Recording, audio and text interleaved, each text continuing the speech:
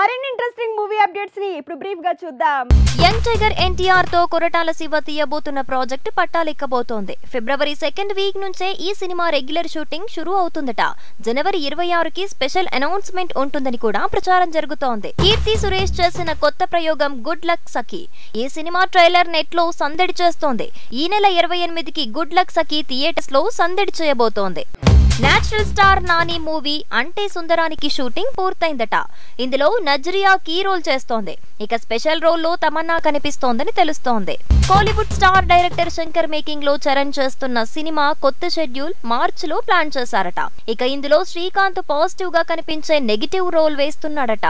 Spy villain అంటూ ప్రచారం జరుగుతోంది. మాస్ మహారాజా రవితేజతో డింపుల్ హయతి, మీనాక్షి చౌదరి చేస్తున్న మూవీ కిలాడి. ఈ మూవీ టీం రిపబ్లిక్ డే రోజు కొత్త పాటని తూటాలా వదలబోతోంది. అలానే ఆ రోజు కొత్త టీజర్ ని కూడా రిలీజ్ చేస్తున్నట్టు తెలుస్తోంది. ప్రియమణి చేసిన కొత్త ప్రయోగం భామ కలాపం. ఈ సినిమా విడుదలకు సిద్ధమైంది. ఓటీటీలో సందడి చేయబోతోంది. టీజర్ కి మాత్రం భారీ రెస్పాన్స్ వస్తోంది. ఉప్పెన ఫేమ్ వైష్ణవ్ తేజ్ చేస్తున్న కొత్త మూవీ రంగరంగ వైభవంగా. కేతిక శర్మ హీరోయిన్ గా కనిపించబోతోంది.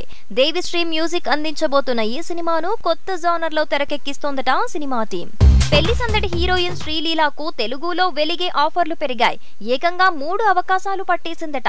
దిల్ రాజు బ్యానర్ లో సిరీస్ తో జోడీ కట్టబోతోందట శ్రీలీల.